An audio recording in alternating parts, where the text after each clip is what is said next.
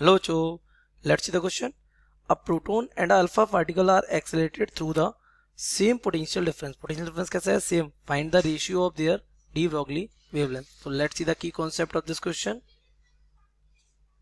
The key concept of this question is better that the de Broglie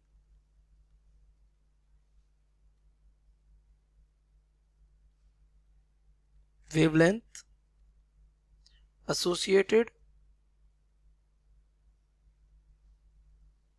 with the moving particle is given by, अगर कोई particle motion कर रहा है तो उससे एक डी ब्रोगली वेवलेंथ एसोसिएटेड होगी जिसका वेवलेंथ होता है lambda is equals to H upon P, जहां पी क्या है? P is what? Momentum of that particle and H is Planck constant.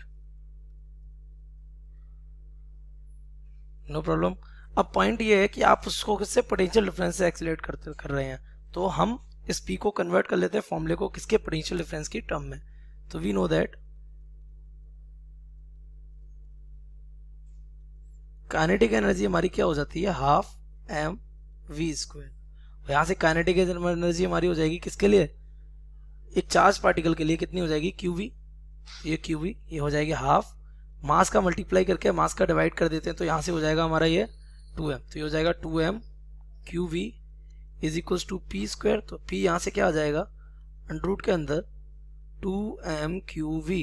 तो अगर आप वहां पुट करेंगे तो आपकी वेवलेंथ बन जाएगी de Broglie lambda is equals to H upon under root के अंदर 2m क्यू वी.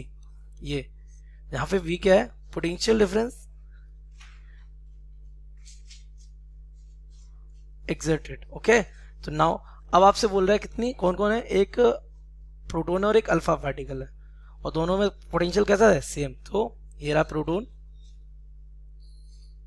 और ये रहा अल्फा पार्टिकल. तो दोनों के लिए हम क्रेडेंशियल्स लिख लेते हैं. तो प्रोटोन का जो मास होता है M P that is equals to M, वहीं अल्फा पार्टिकल का जो मास होता है that becomes 4 times of mass of proton.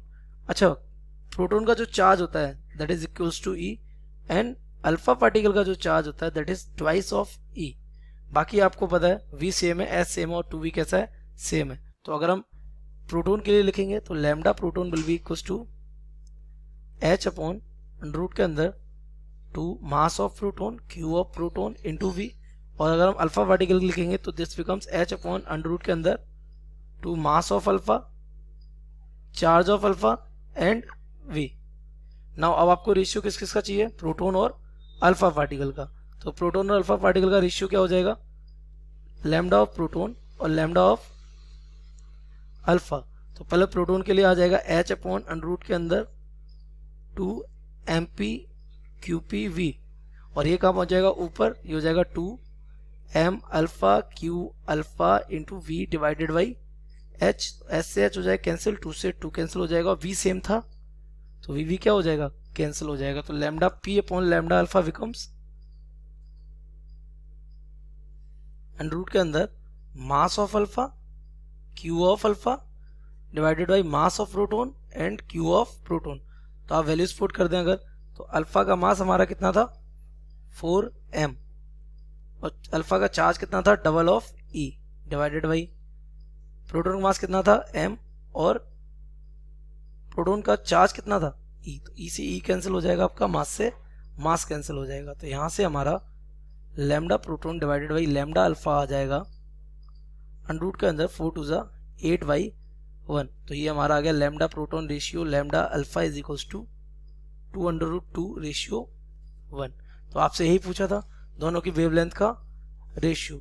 So I hope you have understood it well. Best of luck.